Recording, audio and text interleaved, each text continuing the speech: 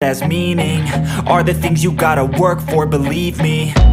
Take into your hands a plan, your own hands can land your own brand. And damn, I feel like no one takes accountability. They want the credibility, convincingly unwilling to put in the hours it takes to get some power. Don't be f***ing दोस्तों, जैसा कि आप जानते हैं कि abs की abdominal की जो हम एक्सरसाइज करते हैं उससे हमारी कोर की स्ट्रेंथनिंग के लिए बहुत ही ज़्यादा हेल्पफुल होती है। और कभी भी हमें बॉडी को शेप में लाना है तो सबसे पहले एब्डोमिनल आपकी कम से कम होना चाहिए, फैट उसमें कम से कम होना चाहिए। तो उसके लिए यही रिकमेंड किया जाता है कि एब्डोमिनल की एक्सरसाइज थोड़ा रेगुलर करना चाहिए, ठीक है। लेकिन इसमें भी एक लूज पोल है जो कि बहुत कम लोगों को पता है इस बारे में कि इसको रेगुलर करना नुकसानदायक हो सकता है।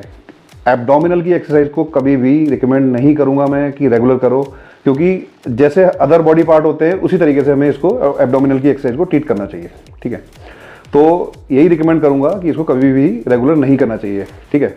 आज का जो टॉपिक है उसके माध्यम से मैं आपको ये बताऊंगा कि कैसे क्या क्या इसके नुकसान हो सकते हैं अगर हम इसको डेली बेसिस पे करेंगे। क्योंकि मैंने कई बार जिम में बहुत लोगों को देखा और जो मेरे नॉन है उनको मैंने कई बार टोका भी है, और कुछ जो बिगिनर्स होते हैं उनको मैं बताता भी हूँ कि भैया रेगुलर मत करो, इससे आपको नुकसान हो सकता है, लेकिन वो नहीं मानते। तो कोई बात नहीं, एक बार बताना फर्ज होता है, लेकिन रेगुलर नहीं बता सकते इस बारे में, ठीक है। तो इस आज का जो टॉपिक है उसमें मैं जो नुकसान होते हैं रेगुलर एप्स करने के, तो उसके बारे में मैं बताऊंगा कि क्या क्या किस टाइप का नुकसान हो सकता है। उसमें सबसे पहला जो नुकसान होता है मसल्स रिकवरी, ठीक है।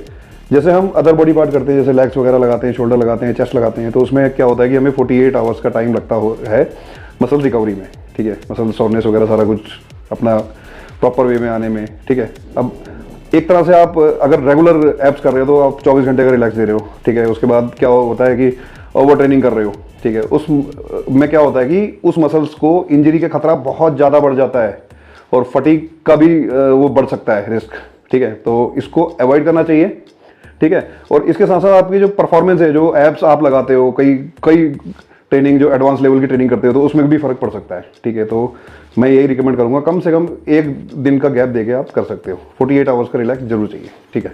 ये हो गया इसका फर्स्ट नुकसान। सेकेंड नुकसान जो होता है वो होता है risk of over injury, over use injury जो होती है उसके जो हमारे अदर बॉडी पार्ट में होती है वो इसी में भी हो सकती है, ठीक है। तो इसमें क्या होता है कि ज़्यादा एक्सरसाइज अगर हम उसको रेगुलर लगा रहे हैं, एप्स की एक्सरसाइज करा रहे हैं, तो उससे क्या होता है कि नसों में खिंचाव भी आ सकता है एप्स की, ठीक है, एब्डोमिनल की, क्योंकि हमने उसको रिलैक्स दिया नहीं।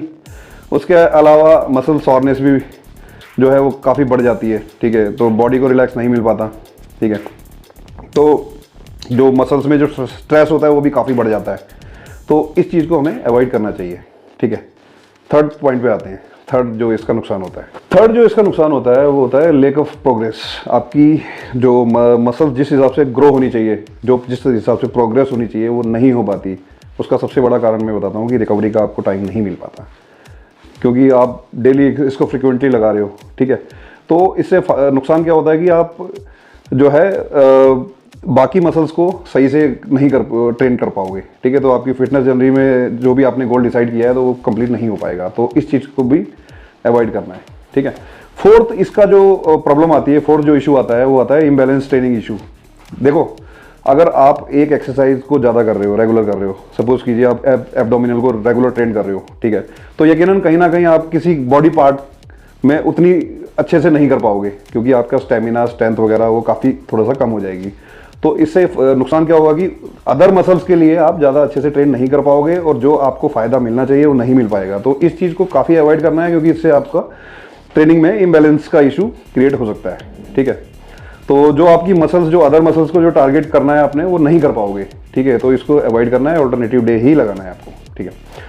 और इसका फिफ्थ जो नुकसान होता है वो होता है कोर स्टेबिलिटी जो होती है, उसमें भी नुकसान होता है, क्योंकि कोर की स्ट्रेंथ के लिए हमें रिलैक्स की काफ़ी ज़रूरत होती है, ठीक है।